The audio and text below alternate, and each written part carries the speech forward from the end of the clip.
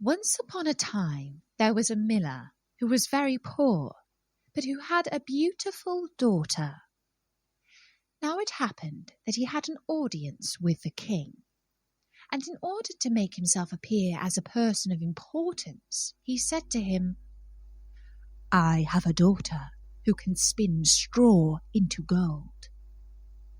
The king said to the miller, "That is an art which pleases me well. If your daughter is as clever as you say, bring her tomorrow to my palace, and I will try what she can do." And when the girl was brought to him, he took her into a room which was quite full of straw, gave her a spinning wheel and a reel, and said, "Now set to work, and if by tomorrow morning early you have not spun this straw into gold during the night, you must die." Thereupon he himself locked up the room and left her in it alone. So there sat the poor miller's daughter, and for the life of her could not tell what to do. She had no idea how straw could be spun into gold, and she grew more and more miserable, until at last she began to weep. But all at once the door opened, and in came a little man, and said, "Good evening, Mistress Miller. Why are you crying so?" "Alas," answered the girl, "I have to spin straw into gold, and I do not know how to do it." "What will you give me," said the mannequin, "if I do it for you?" "My necklace," said the girl.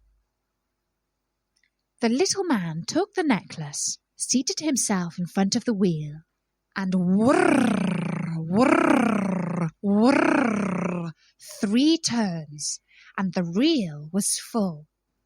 Then he put another on, and whirr, whirr, whirr, 3 times round, and the second was full too.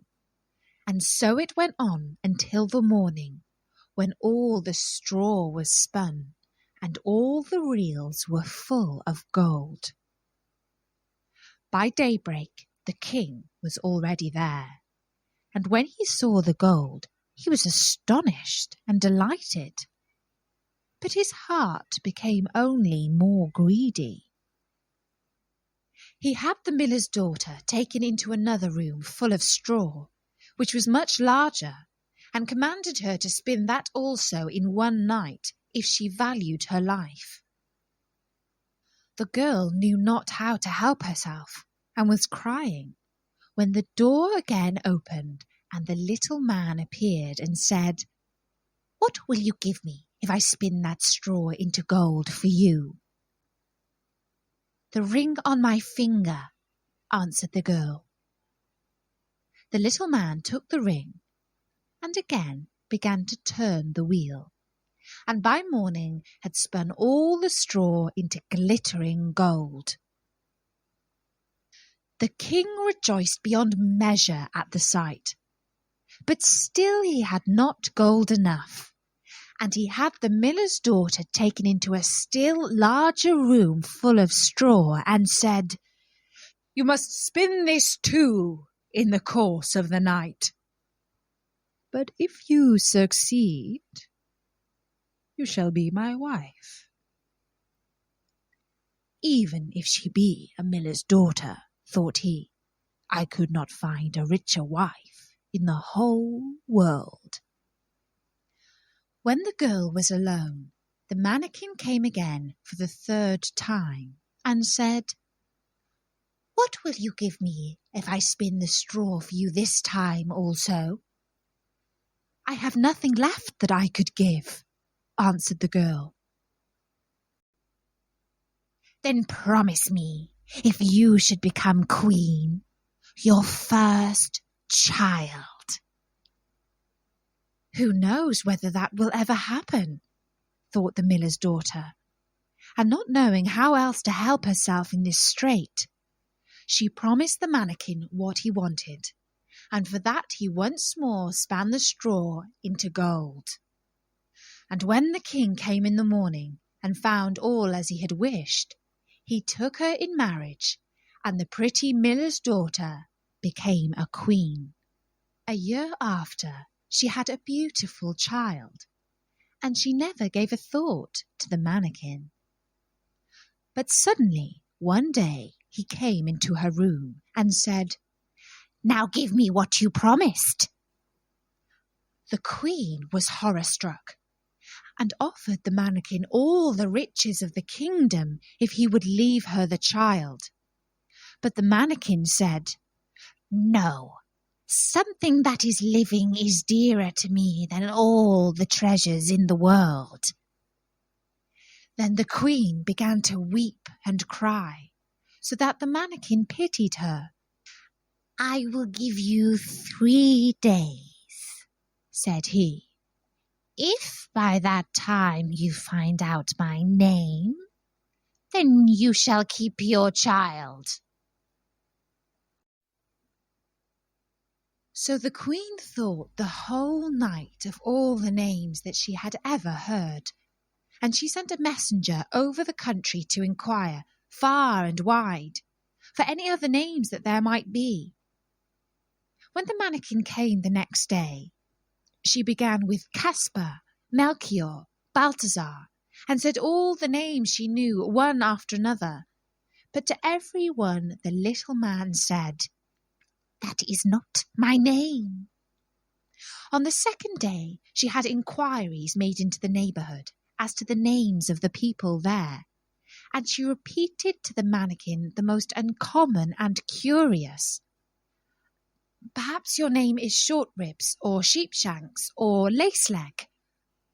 But he always answered, "That is not my name." On the third day the messenger came back again and said, "I have not been able to find a single new name, but as I came to a high mountain at the end of the forest, where the fox and the hare bid each other good night, there I saw a little house, and before the house a fire was burning, and round about the fire quite a ridiculous little man was jumping.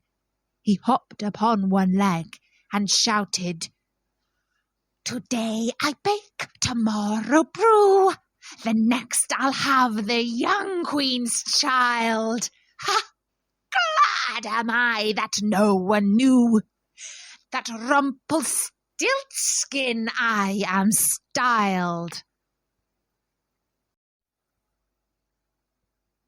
You may think how glad the queen was when she heard the name, and when soon afterwards the little man came in and asked, "Now, Mistress Queen, what is my name?" At first she said, "Is your name Conrad?" "No." "Is your name Harry?" "No." "Perhaps your name is Rumpelstiltskin?" "The devil told you that! The devil told you that!"